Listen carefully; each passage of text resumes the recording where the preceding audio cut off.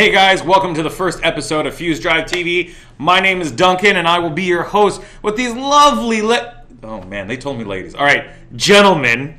Guys, can we please next time? You know what? Forget it. But anyway, guys, welcome to FuzeDrive TV with my lovely guys here. You know what? I always like saying their names because it's Eric and Jason. But then, maybe you guys should say your names because it probably sounds better than when I say it. Jason.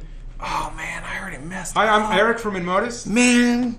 And I'm Zach, not Jason. Hold on, can we start over? No, we can't? It's live? Oh man, live. Okay. Hard cut. All right, we'll just start from here and go. All right. Hey guys, and welcome to the first episode of FuzeDrive TV. My name is Duncan, and this is actually Zach. And I just can't do it. You just don't. Your name is Zach and his name's Eric. Can we switch names? No. Dang it. All right, fine. We're here. We have Eric and Zach. I know it's not the very most enthusiastic way for me to say it, but at least I'm glad that I can say it for these two guys. But guys, these are the two faces behind what FuzeDrive is. And a lot of you may be asking, what is FuzeDrive? And for me, that's the ultimate thing to find out for you guys. Because, you know what? If somebody brings me something new and they say, this is FuzeDrive, I'd be like, okay, what's FuzeDrive?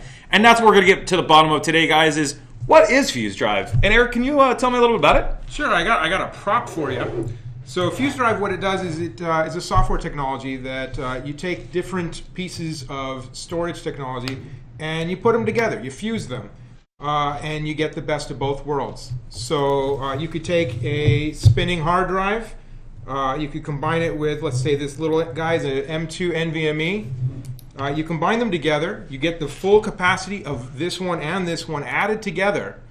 What happens is the most accessed pieces of data get shifted over to the NVMe, and when you don't use anything on the NVMe for a while, it gets shifted back to the hard drive, and it just keeps swapping back and forth as you go, so that, say, your games, for instance, the second time you launch that thing, it's going to load at NVMe speeds. Nice. Now, this works on all of those hard drives, correct? Yeah, it works on any piece of storage technology that is SATA or NVMe. So guys, if you guys don't know the difference between what he's showing you right now, it's called an HED, an SSD, and NVMe. Now these are all different types that you can use for storage. But so when we look at FuzeDrive, we see that, what would be the difference in the SSD and the HHD? Do we, you said it's faster, but how are we improving it when we know that, one is smaller and has a different kind of software that runs differently from the other one? Yeah, so the technology is such that the SSD is solid state drive. It doesn't need to spin in order for the data to be accessed.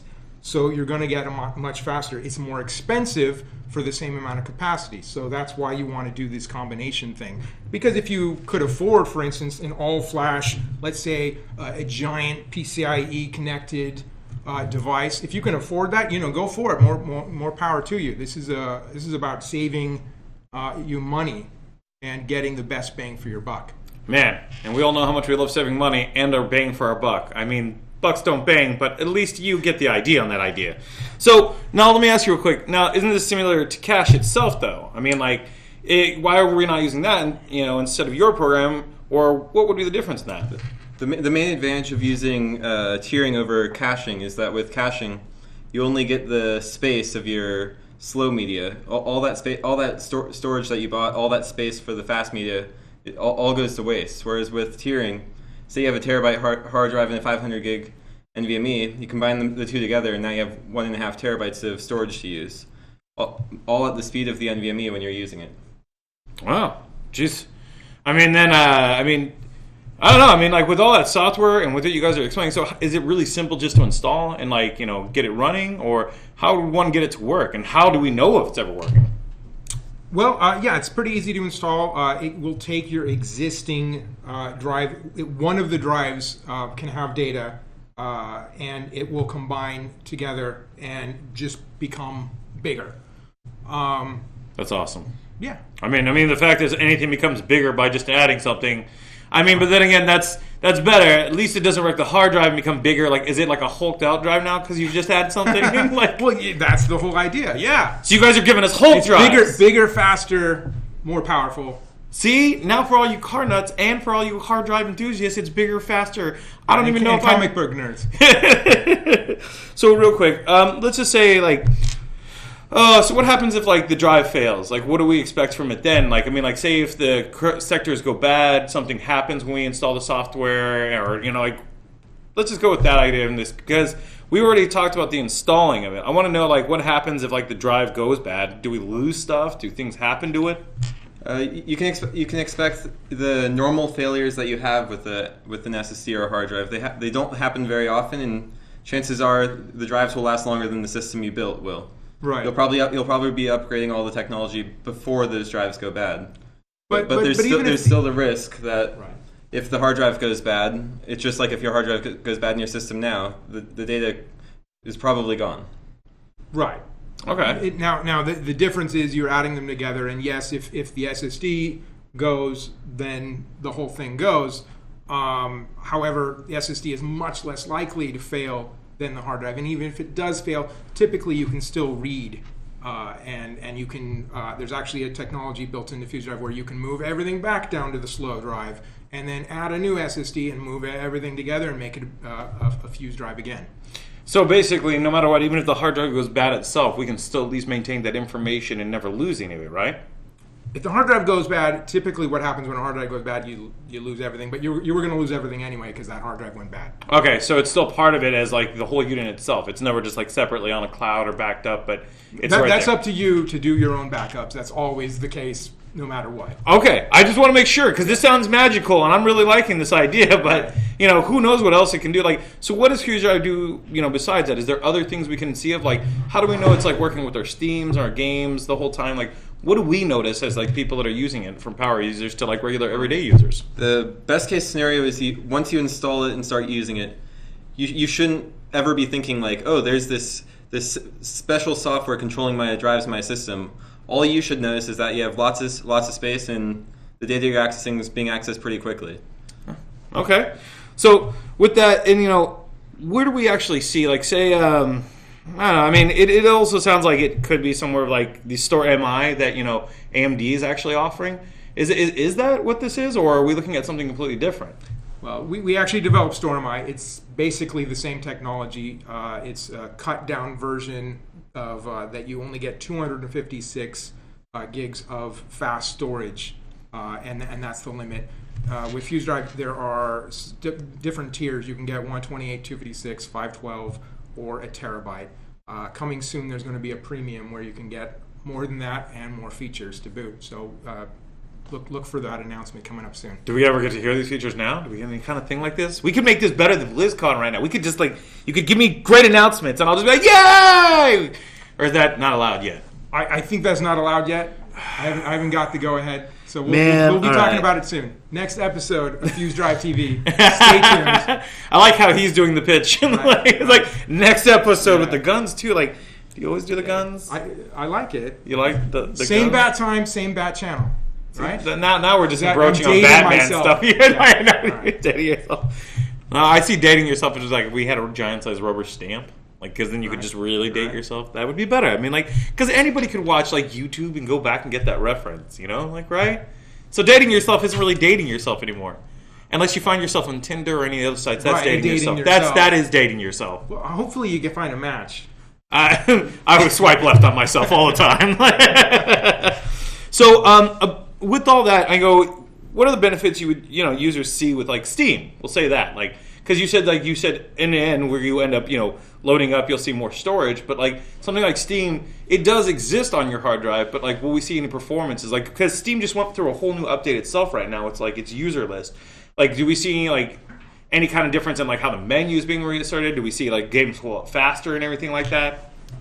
Your games when you run them will be faster. The games you play most often are likely to be the ones that will see the most improvement because the more you use.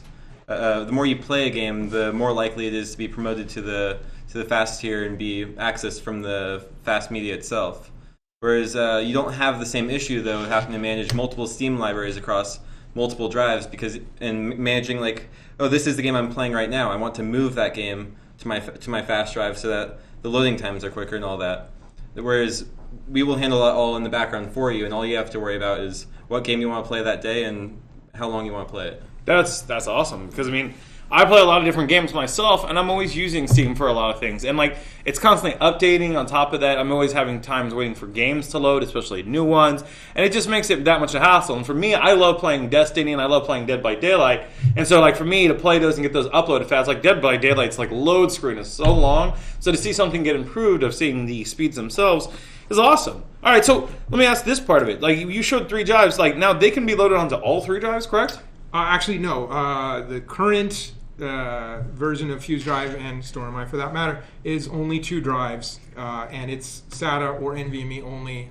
You can't, take your storage spaces or RAID or any of those kind of things. That you have to actually be in HCI mode for it to work. Okay. So also to go with that, we also see that we have different types of drives. So you said it only works for certain ones. We also have like, NVMe. We have stuff, M.2. Like with all these drives, like what like. Are you eventually in the long term going to allow us to like use it all on those, or is that in the works, or is it just slowly working with one type of drive and then just kind of like branching out from there? Well, I mean, if you had like a PCIe attached drive, that would work as well. I don't see the technology changing so fast to something else, but if there is something, we'll look at adding support for that if it came to that, if it actually presented itself as a different type of drive. But the premium product that we are talking about, yes, that will support lots of different kinds of drives, SCSI, style drives. Awesome. Because, I mean, you guys need SCSI, right? Those 2 going back and forth, replying to each other. It's almost a nice little conversation if you guys can hear it. I know you can't, but I just like to imagine they're talking to each other between the 2, because it's like 2 things going back and forth. All right, I'm the only one who thinks about drives talking. Jesus, guys, you make me feel like I'm just this nerd. Anyway, so with all the different types of drives that we have out there and all the terminology, what do all of them mean? Because like we're seeing like these drives, NVMe, we have HHD, we have SSD. There's so much out there. Like what do they mean? I mean, like you said earlier, we have static, and we also have the hard drive itself. But like, what does like NVMe mean? NVMe is non-volatile memory express, and you don't really need to know that. All you have to know is that it's a faster version of an SSD. It doesn't have the same bottlenecks that SATA does, and that allows it to achieve speeds around 3 gigabytes per second. So well, let's start from like another part that everyone's used to, because everyone knows what an HDD is. HDD. Hard disk drive. Hard disk drive. I know. There's so many letters. I just get so confused sometimes. Yeah. I get overwhelmed too. I sometimes can't even operate elevators. That's why I had to push the button earlier. But anyway, no. Stop. But like with an SSD, like let's ask about that, and like the hard drive itself, the old style ones to SSD days, because like that's what everyone's trying to buy. What do we see in difference of those? Like, what's the biggest upgrade? Because not a lot of people know that part at least. So hard drives at this point you can get lots of storage for pretty cheap, but they've actually gotten slower in recent years in order to add more space at a cheaper rate. The SSD is pretty much bottlenecked by its ability to go across the SATA bus. And then the NVMe is by far the quickest option in the consumer hard drive, in the consumer storage world. Now, we've always been told that at least the wires that run from the back of the hard drive to the motherboard also kind of slow down the transition of information between the two. So having it plugged exactly into the motherboard, that's faster, right? We see better response time. And then with our SSDs, we see more because the information is being, again, over a smaller wire with at least more transferable rate onto it. Sure, but there's bus issues too, because you can have the M2 attached SATA, and it'll be slower as a result of having to go through a different channel. Okay. See, and that's the part I always wonder about is like, because we're seeing all these different things and like the effect of each hard drive. Like each generation comes out with something new and with different ideas of how to implement it. And that's what I'm saying. Like, so with Fuse, like, do we see in the future like it more integrating with most of the hard drives that you start working with, and in finding new ways to keep using it, or is it you guys will just keep running yours with your hard drives and your own software? Because there's a lot to be done here with this. This is not just one type of thing. You got like a lot more going on with it. Right. No, that's very true. And we're looking at the current product does work for this, but we're working on targeting it a little bit more for rather than a performance tier, that more of an endurance tier, because you have different classes of NVMe. You have how many bits per cell, and how many writes you can get based on the bits per cell really changes. So the QLC, which is the quad level, you can only do so many writes and deletes. The endurance of it just doesn't work as much. The SLCs and DLCs, those ones, you can hit them a lot harder. So you could tier 2 NVMEs together and get lots more bangs for the more resilient drive and move the stuff that isn't operated that much to the less resilient drive, and you get an endurance tier. Okay. So this is right now just in software. Do you guys have any, form to actually bring it to more of a hardware stat or working together with any of that kind of stuff? Stay tuned. See, like this is why I'm asking the questions. These guys are hiding things from us. But all right, well then in this case, so right now with the software itself, like how hard is it to install it or find it? Like where would we go to find it to actually use it on our drives? Because I think a lot of people at this point would be like, hey, I want to use this. I've heard a lot of good information about it. It's simple. You just go to FuzeDrive.com, and it's pretty simple setup.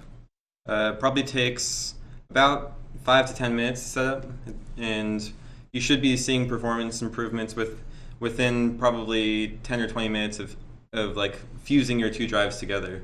Now, if you start on the slow, it'll take a little bit longer for the learning process to happen, rather than if you started on the fast. Yeah, but yeah, you'll see improvements pretty quickly right away. If you want the more immediate benefit, the best thing to do is start on the fast media. That way, all of the stuff that's currently on the drive is already on the fast drive, and so you don't have to wait for things to move from the slow to the fast as you use them. They're already there, and it just gives you tons of room to grow with that hard drive you just added to the system. So as we're looking at it with like a regular hard drive itself, not an SSD, we're actually going to see an improvement from it. Now, is it better to install it beforehand or afterhand, or can we do it whenever to see better performance? Because I always thought like you install the software beforehand, so that way you can memorize everything from the get-go as to like if you installed it later where it may be a little bit slower, but still it will improve over time with it. Eventually it all comes out in the wash.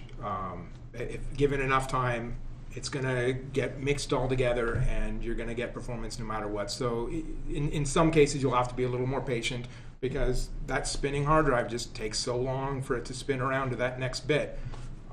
So it's going to take a little bit longer. Which is totally... But we're talking on the order of a day or something to really see the true performance that what you're going to be expecting. Which is totally fine about that because as long as the performance comes from it, we'll see that, and that's the part that I see with it because it's like the performance that I think where everyone wants to see it come from. And like with games, say like with gaming, like we'll see probably a lot of faster graphics, or what else could we expect to see from it just from loading? You're less likely to see graphics improvements because the information that's going on in the game is normally on memory at that point. So you're not going to see a frame rate improvement unless you're super bottlenecked by your storage. The real improvement you're going to be seeing is that you have a lot more space to keep your games. The other thing is a lot of these games nowadays are getting very big. They're like 125 gigs for a AAA game, but not all of that 125 gigs is like actually being accessed all that often. So you don't need all 125 of that on your fast media. Only the stuff that you're actually accessing while playing the game needs to be fast. See, I always need that because there's I'm running 20 things at once, so I need that mess. So it's not just one thing. For me, I'm always streaming and playing a game. So that's the other thing too. Is what do we look at for streamers? When they're running multiple applications from OBS, doing their chat bots, then on top of that using games. We should see at least performance between those three and the information being revealed to do. Yeah, the size of a lot of those things, your OBS, your chat bots, they don't take up all that much space, so they won't take up all that much space on your fast tier either. So you should be seeing all of that operate at your fast media speeds. I was talking about my Google Chrome. That thing eats up a lot of memory. I'm using it to look at 6 Reddit pages while talking to people. So I just want to make sure. Well, that's talking about RAM. That's a whole different thing. Yeah, that's all system RAM. I just want to make sure if I need to do other things on it. No. So then in the future, we look at FuzeDrive, where can we actually buy it? Or is it actually free software right now and then later in the future? Well, if you have a Ryzen motherboard, a 400 series, a 500 series, or a Threadripper 399, you get StormI for free with that. Otherwise, you come to our website and you pick which size you want to go for. You can actually have a larger SSD than the capacity you're getting, you can get FuzeDrive 128 and stick it on something that, a terabyte SSD, and it'll carve it up so that the piece of it will be used for tiering, and the other piece of it will be it'll still be a virtual drive, but it will have all fast all the time in that section. Okay. So we've talked a lot about it being with gaming, and not very much with the other parts of it being used. Like, so say if, like, for me, who uses a lot of, like, Adobe and After Effects and, like, Photoshop, I use a lot of different power programs like that. Like, do we see much of a performance in these two while we're using them? Do we have any, anything noticeable? Because, like, we were talking about games, and I know we were saying, like, graphic-wise, it's different because, yes, it's going to the cache. And I just say that to toss it up, guys, because eventually we'd like to also know, because some of us don't know what that means. Like, if you're using a hard drive, what's loading faster and what are we getting from frame rates? So, I mean, like, say example, like Maya. If I'm using, Maya, I want to actually know, like, am I seeing the improvement with, like, the renderings or previous? Like, I know that, again, that comes back to the RAM itself. Right. But, like, do we see anything with that from seeing the benefits of, like, FuzeDrive TV? So it's likely while you're doing your content creation, like your Maya, your Photoshop, all of that, the files you're working with, you're probably touching them pretty often. So those files will be promoted to the fast media while you're working on them. And so you don't have to necessarily worry about, like, working with your big hard drive and then your scratch disk where you move things over and while you're working with them. You don't have to be thinking about all that. You can just open the file, start working, and it'll speed it up over time, and you'll see the improvements. But it depends on your bottleneck, of course. If you're rendering, for instance, that's CPU intensive, and you're not going to really see an improvement there.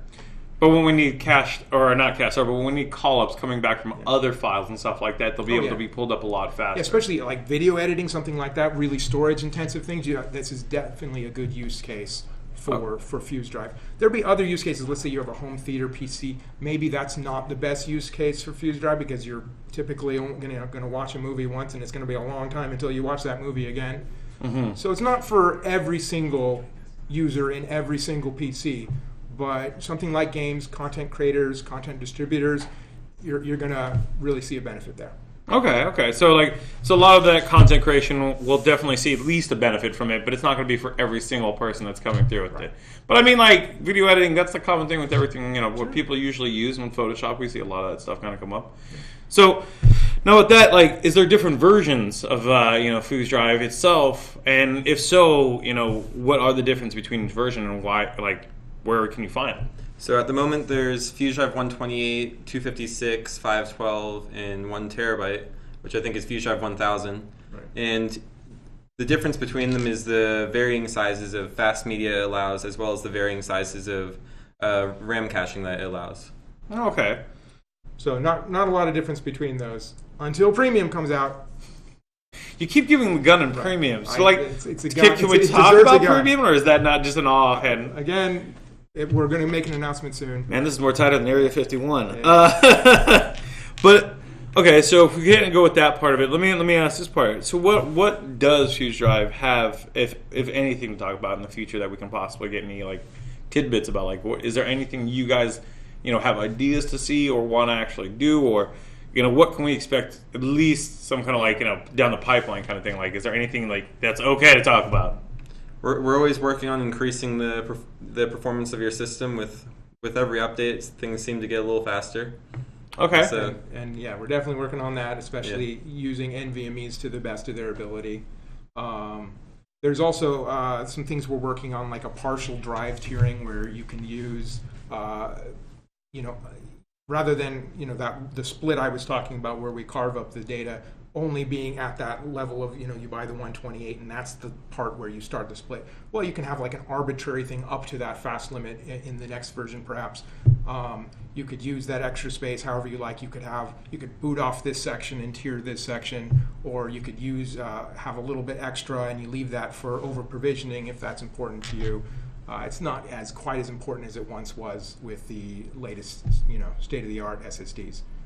Well, and I'm glad to hear that you guys at least have that to actually keep improving it over time. Everything you guys going. I mean, because that shows at least that they're willing to back up the product they believe in, and they're also willing to follow through with improving it. A lot of times we never see that with a lot of different places, because when they make a program, they'll just make it, give it a couple updates, and they'll be done with it, and they're like, hey, we have a new idea. So I take it that you guys are in the long haul for constantly making FuzeDrive better and better and making it more useful to people in their uses every day, right?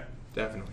So, with that said on that part, now let me ask you real quick, FuzeDrive itself, like, you guys have come from a long line of people, because I see with all the coding you guys done with different, programmers working together.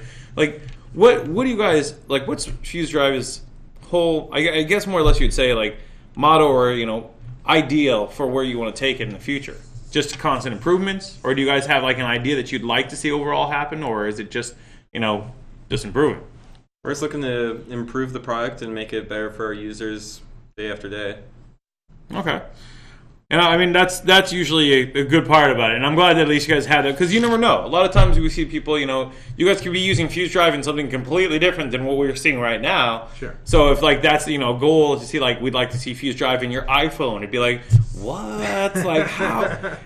Or if, it works with Macs, Apple, contact them. Anyway, no, I'm just kidding. Well, they already have FuzeDrive, which, What? We had the name prior, but anyway. That's what you could, like, it's like, Apple, we'll just go past that. Like, it's like nothing to you. It's like, we got them. Like, so. No, well, I'm saying Apple's got their own thing for me. Oh, Apple's got their own thing. Okay. So who do you guys actually currently work with right now with FuzeDrive itself? Like, is there companies you can talk about that part? Because I feel like I keep going like. Yeah. Well, obviously there's the AMD partner. That's been the big one all along. We are working with some other OEMs, seeing what we can do for them. But again, stay tuned. Let me ask this one. This is going to be a hard-hitting question. I'm going to need you to answer this quickly. Yeah. Vanilla or chocolate ice cream? Ooh, chocolate. No question. I was hoping to get a wall from that one, but I guess it didn't work that part. So with FuzeDrive itself, you guys have. So we've talked about the fact of that you guys have had this program for. So how long has FuzeDrive been around? Let's actually establish that point, because I feel like everyone doesn't know the history of what this is. Yeah, gosh, the company in Modus has been around for I think 8 years now. Is that right? I think so. Anyway, it was mainly a server product to start with, and that's still around. We branded that virtual SSD, and for people who want to grab that, it starts at $479. It's a little bit cost prohibitive for your consumer segment. So this really kind of pushed us out into more of the consciousness of the regular gamers, that kind of thing, with our partnership with AMD. As far as the consumer product, it's been out for probably around 2 or 3 years at this point. Yeah. Okay. So when you guys saw that kind of happen, because like I know you guys have said different streamers have used it, different content creators and stuff like that. And so, like, that means that, like you said, it has been out for a little bit, and the idea has been tinkered with. But it seems like it's really coming more to a head that you're working with a lot of bigger companies now. You're actually got more people who are coming behind it and, like, saying, like, hey, sorry, they were giving me the flash to, like, let me talk more and not Zach. Oh, no, let him. Oh, never mind. They said let him talk more. I'm just going to be. Sorry, man. We love you. But we're probably going to stick with Eric. This becomes Survivor immediately, guys. So we're just going to... Who's getting voted off the island? Exactly. Yeah, right. All right, guys, let's cast your votes. The host is getting voted off. All right. That got flipped real fast. So real quick, Zach, let me ask you actually, with everything that, Eric's filled in with everything. So when did you come on to Modus and actually start working FuzeDrive? I've been here for almost 3 years now, working and making sure that the product's working well. That's my main role here, is to develop tests and make sure that any issues that do come up are fixed before it gets to the customer. Gotcha. Because that's always the important part. I mean, like, that you guys have a working product and it's not so bad on that point of it. And, like, yourself, Eric, like, when did you come on and, like, what was your role? Because, like, we didn't really even get to know these guys. I just jumped up and said hello to myself, but we didn't get to talk to them. I think I've been here for 4 years, 4.5, something like that. And I started off doing some testing also. I'm doing support, some development, a little bit of everything. It's a small company, so you got to wear a lot of different hats around here. Small? It's a huge office there. Are you kidding me? What's small? Just kidding. So, what got you guys into working with FuzeDrive? Like, because was it just one of those things where you said, like, I like this product a lot and I want to work with it and I want to actually, help improve with it? Is this like your guys' main profession of doing? Like, oh, I want a little bit more about you guys more, because now I feel like I'm talking about this drive so much that again, don't know as much as you guys. My future is the games industry. I'm So a see, here USC goes, student, guys. We actually so- have a gamer who's working on this for you guys. Right. So I'm currently at USC getting my master's for game development, but while I'm doing that, I'm here working on this. oh, okay. And what about you, Eric? Were you a game developer too? I'm a bit of a renaissance man. I'm actually do not technically see a patent lawyer. So, All right, guys. so I'm- Careful, put patent Right, trolls like. Right, but I do a little bit of everything. I really enjoy the coding aspect of things, and so that's been my main push to move into that area more. And I'm really enjoying that where I'm at right now. Oh, that's actually pretty good. So, I mean, with that, because I mean, I do actually I'm going to school for game design myself, so that's actually really cool that you're actually doing it. Because a lot of times, you see a lot of people who work on it like a program or software or hardware that don't have any correlation to the two. They just have the idea of like just the tech part of it. So it's good to see that it's being incorporated to FuzeDrive itself too. Yeah, like I've been running FuzeDrive on my home PC for probably 2 years now, doing all my playing games, making games, all my coding homework, animation homework, all of the above. Everything I do on my FuzeDrive, and I've loved it for the last 2 years. So let me ask you this: you said that you're running on your computers, like, and to me it makes me think about like the requirements for FuzeDrive, like. What are the requirements? Because we went through everything else in the specs. So as long as you have a Ryzen processor from AMD or the 6th gen Skylake or newer Intel CPU, you'll be able to run FuzeDrive. Okay, and is there any? And like with a lot of the computers that are out there, I mean, it should basically be able to work with most because that's not the highest end like requirements for anything, right? Yeah, Skylake I think came out in something like 2015, 2014, somewhere around there. So. If you have an Intel system at home, more than likely you'll be able to use it, and as long as you have a Ryzen system on the AMD side, you will also be able to use our product. Awesome. And let me ask you this: can it run on my Texas calculator? That thing Probably not. Ah, man, that thing used to give so much good answers, and now it doesn't run with anything. Come on, Texas, step your game up. No, I'm kidding. Hello, Texas. So as we see with those requirements, what else? Is there anything else they should be aware of while using FuzeDrive? Like, is there any kind of other things, like, besides the requirements that should be aware of, that could happen? Anything to avoid just in case? Because, like, with any kind of software, there's always could be some kind of confliction. Do they need to uninstall something, put something in, It's best during the installation and creation phase to disable often system monitoring and lighting software, things that are like tracking temperatures and lights, because sometimes those things can conflict with us asking the drives if they're ready for us. So like, sounds like a bachelor moment. Like, are you ready for us? So that's the best practice. But if one of those things gets in the way, it's pretty simple just to disable them and try again. And we have a great support team waiting to help if you need anything. Oh, you were the support team. You keep pointing to Eric over here. Yeah, no, I do a lot of support around here. I used to support, but he's just too quick. Right. And you do have to be in AHCI mode. You'll have to check your motherboard if you're in RAID mode about how to switch that out. It's a pretty easy procedure. We have a knowledge base article about that. Also, if you're going to make it bootable, you will have to turn off secure boot initially. You can turn it back on. There's a knowledge base about how to do that. So there's a few requirements there, but that particular thing is just for bootable. You don't have to worry about that for data non-bootable tiers. Yeah, we have two different configurations for tiers that you can use in your system. We have the bootable tiers, which is where you kind of have one like C colon drive, and it's your FuzeDrive. So yeah, it's nice and big, nice and quick. But also, if you're more of a fan of working with having your games on a separate drive from your boot drive, like you like to reinstall Windows over and over and over again, then you can make your FuzeDrive. You can make your FuzeDrive. I got to reformat mine every so often. Then you can make your FuzeDrive a separate data tier, so that say when it's time to do your yearly format of Windows, you can disconnect your FuzeDrive, reload Windows, reload our software, and then you can connect the FuzeDrive back, and it'll be right there with nothing lost. The things you're accessing will still be fast, and the things you haven't touched and probably won't touch again will still be there too. So basically, it's like putting the boxes up in the attic and keeping the other ones in the garage. Just like that. I know the analogy's not great, but I'm just kind of thinking like closer to farther because you're not going to crawl all the way up to the attic. You're definitely going to go to walk to the garage. So just that idea. But so when we look at that actually, and just saying like the different requirements and how they're going to be stored and how they're functioning together. Let me also ask you about like, is there anything in like a roadmap wise that people should be aware of like in the future that the requirements may need or may not need? Do we actually see the requirements changing, or do you guys want to just keep this as a base plate for where you're starting and then just kind of build from there?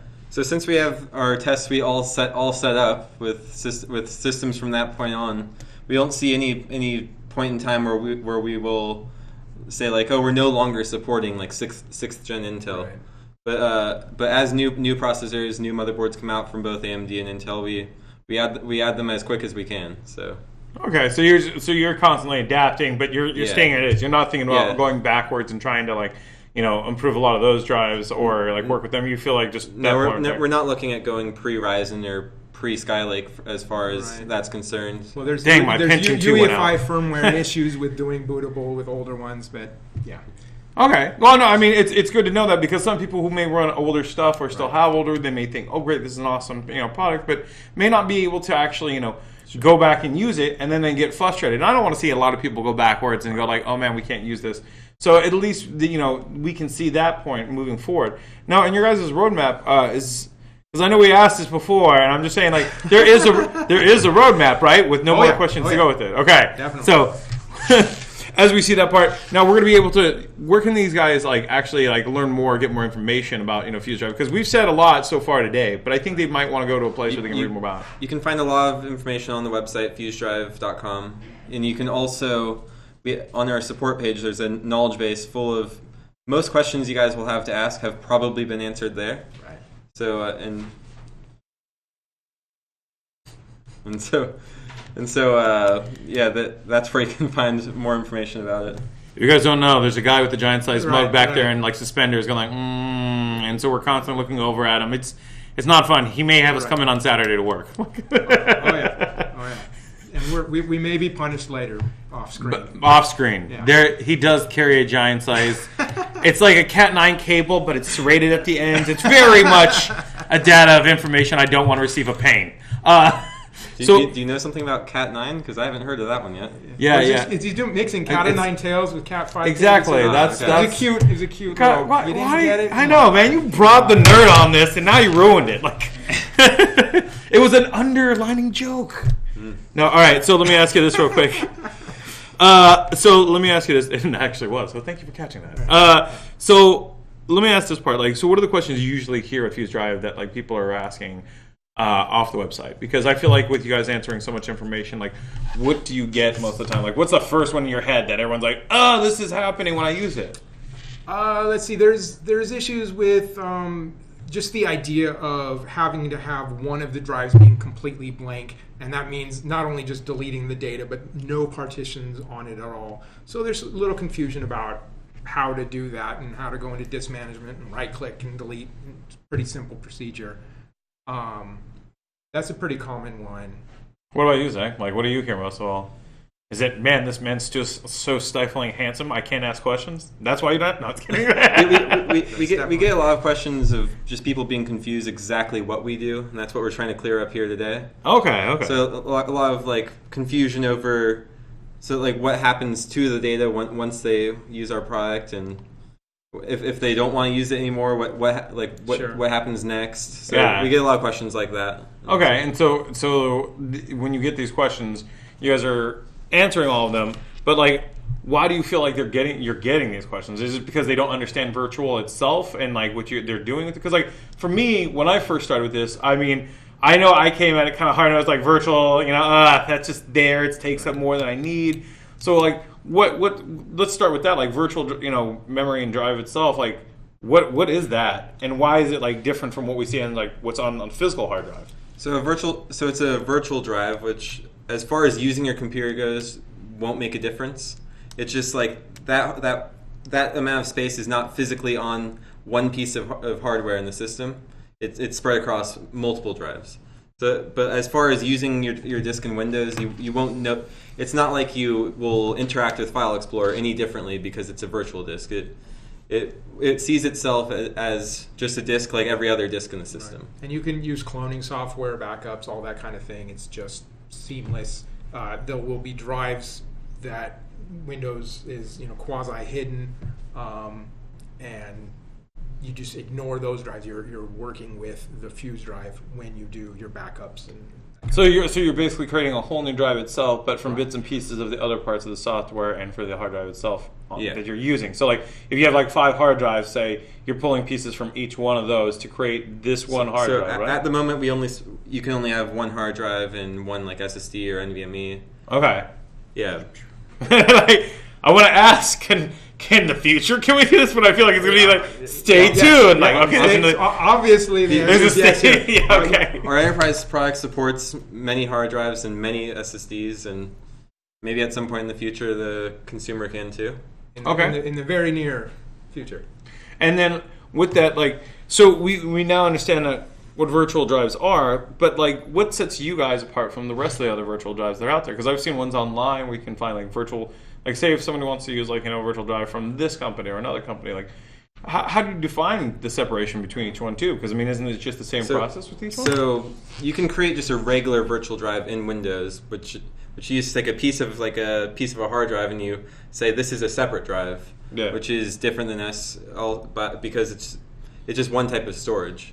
And a lot of the other solutions out there online for the consumer are cache-based solutions, which don't give you the full storage amount of your 2 drives combined. And but with us, with it being a tiering solution that creates the virtual drive, you get the full capacity of both your drives. So you're not wasting that space that you paid good money for. Now, when you say the cache, because a lot of people usually think when you say cache, you're thinking mostly the RAM. The cache is on the drives themselves or from the RAM that they're pulling When from? I'm saying caching, I mean there's software out there that will take your hard drive and then use your another storage media like an SSD or an NVMe as a cache, where the things you're accessing get copied to that space but are not actually moved, which makes it so that you can't have the full capacity. Now, those caches themselves kind of bottleneck any of the process if they're using, because you're saying it's pulling from different ones. Can they see different performance problems while using a virtual drive and they're using cache off something else? There tends to be a lot more overhead for cache than there is for the tiering. Oh, okay. Because I ultimately I'm trying to figure I like to kind of explore the thought of if I'm the person who's coming to you guys to understand this more, I'd like to ask these questions, and I feel like that's adamantly where I want to learn more, because by defining what you guys are more and understanding what you guys are, I think that sets more of a bar for it. That's why I'm saying there's so many virtual drives out there. What sets you apart? What makes you different from them? And why wouldn't they use the other competitor? The main thing is that we're a tiering solution. And well, you explain to me what. Let's pretend I don't know. What is tiering solution? It's tiered storage is the idea of having multiple different types of storage media and combining them all together into one usable disk, usable volume. So because we combine them all into one usable volume, the system sees it as one big disk. So it doesn't have to think when reading is this also in a fast location to access that? Instead, the system knows that this information is at this spot on this big virtual disk, and it goes and reads it there. Okay, so that helps reduce the overhead that something like caching would have. Okay, so it maps it out so it knows its location. As to caching, it doesn't map it out. Is that what you're saying? It has a different way of mapping it out because it has the data here and here, so it has to know where to read it from. Okay, and so as it stores it on your drives, it gives that map out to where it knows that location and sees it that location, that virtual drive. Yeah, the NTFS file system just sees it as one big device. And now, when you say NTFS, what does that mean? I don't know what the acronym stands for. It's a file system. Yeah, but it's just the file system that your C drive uses on your system, and probably most of your other larger drives in your system also use. So when you guys see that kind of stuff with NTFS, you guys can actually understand the same thing, because when you're formatting, you'll see when it asks that kind of question. I just asked that because I don't want you guys to feel the same way I do when you see it and you're like, what does NTFS mean? You know what, who cares? I'll just do it and just click on it. So at least now you guys feel that, even the big brains don't care. No, I'm just kidding. But we're really data agnostic. We're below that file system. Yeah. There. So you could use ReFS, you could use FAT, whatever it is. It doesn't really matter. We just move blocks around. Awesome. So this is not like a blockchain. I'm just kidding. That'd be good. I mean, I think blockchain would be good for a lot of things, but I mean... Yeah. Look for Fuse Coin coming soon. No. Yeah, boy. Anyway. So when we look at it now that we have this virtual drive, we know that the mapping itself, and how it's working with everything else. Like, what else should we know about, like, what you guys doing like this? Because I feel like I've asked a lot of questions, but I feel like I haven't hit all of them. What can you offer us outside of this range? Because again, I'm still the person who's trying to learn more of what you guys have and what you're offering. Because in my head, I'm excited because I can at least go home. I have like 5 different types of SSDs sitting there, and then one hard drive itself. And sorry, I messed that up so much because I don't say it anymore as much as I used to say SSD now. Because it's like nobody goes like what? HHD, yeah. Because it's like, it to me it would be like hard drive, So, but like with the drives that I have, that's kind of really cool because I use a lot of different programs. I have a lot of different stuff running, and to kind of kick it up, like one of my 1 terabytes runs actually pretty slow on the data retrieval. Like even I notice the process itself for streaming when I need something pulled up, it takes a little bit longer, or it stutters, or it has an issue. But when I put on my SSD, it's 100% just coming through as fast. Yeah, with hard drives, the more full they get, the slower they get. Oh man, that thing's not full. Same problem too. I was like, that's not that full. Trust me, because it's just more of that. When I use it, it's not used as a primary. It's in a backup. So a lot of times it's sitting there and it's not spinning up the whole time. Right. But like I was saying, so what else do you guys have like that we should be aware of out of everything I've asked so far? Because like to me, again, I feel like I've asked the whole plethora of questions. Yeah. Well, I don't know. It seems like some of this has got to wait for the second episode of FuzeDrive TV. What do you think? Have we covered everything? I can't think of any more information you would need to get started using it. Okay, so for us to get started, we need to go where? FuzeDrive.com. Awesome. See, and I think that's the first starting base. Right. And after that, we already know what the requirements are again. So what are they? I'm just going to... The requirements. Requirements. It's a Ryzen processor or a 6th gen Intel Skylake or newer. Okay. So, and 4 gigs plus of RAM, but no one builds systems with less than 4 gigs of RAM anymore. I used to. Don't shame me. and HCI mode. HCI mode. And secure boot off, at least temporarily, for bootable tiers. Awesome. Okay. And is there anything else they should know before it's getting all that started? That's it. Those 4 steps, right? That's it. Yeah. It's pretty simple. So now you guys have all the information you guys need about FuzeDrive. If you guys have any other kind of information that you'd like to get, please feel free to ask. Go to the website. And where can they go to ask these questions? FuzeDrive.com will get you to a support link. There you go. So you guys can go to the support link now, but I'm pretty sure in the future you guys will have more of a forum updated and stuff like that for people, or you guys already have forums? We don't have a forum at the moment, but we're on all kinds of social media. You can comment on all those. But yeah, usually the best thing to do when you have a question is to go open up ticket at the support website. So is there like, when I get the support ticket, I guess more or less when I ask when I support ticket, that you guys will just respond automatically and they don't have to worry so much about it? Okay. So besides that, guys, we have all the information we need right now, or at least I think so, because, I mean, they keep stonewalling me from other things. But on the end, that's everything that we have right now, guys, for FuzeDrive. But in the future, there will be a lot more with the episodes that we'll be showing from our YouTube and all the way down to our Facebook and Twitter. I know it seems, guys, that I'm just rambling on and going on and on and on and on and on, and it's just, shooting out random questions. But it's also me to let you guys feel more comfortable of what FuzeDrive is. So with this information, ladies and gentlemen, I definitely recommend that you go check out their sites. I will definitely be having these 2 wonderful men back all the time, and hopefully he'll have a bluer beard for us, because I like the blue beard. Thank you. I'm hoping I can get him a pirate hat, or somehow we can put that in later. Blue beard, yeah. Yeah, we can do. Wait, well, they have this thing on the OBS and like Twitch itself. Like if somebody donates, you can get a pirate hat automatically added to you. Oh, right, sure. I'd like to see that happen. So donations would constantly flow in, and you just always be wearing a pirate hat through discussions. That's good with me. So, and guys, we're definitely going to keep trying to keep this period of time when we're going to be doing the live show. But if you guys can't catch us during this period, you guys can actually find us on our YouTube, Twitter, and Facebook. And check all the social media that we have, guys. Just head over to the website. And besides that, do you guys have anything else you want to say? No, that's it. Thanks, Duncan. Oh, no problem, man. Why are you shaking it like I'm like, what a leave? And like, we're still here, man. We're just supposed to all do the same thing. Well, then aren't we going to get played out by the house band? No, all right. I don't have any drums or guitars. This makes it awkward. Now you've set up this whole thing for us. Anyway, guys, we will talk to you later. You guys have a good one, and it was great seeing you at FuzeDrive TV. Bye.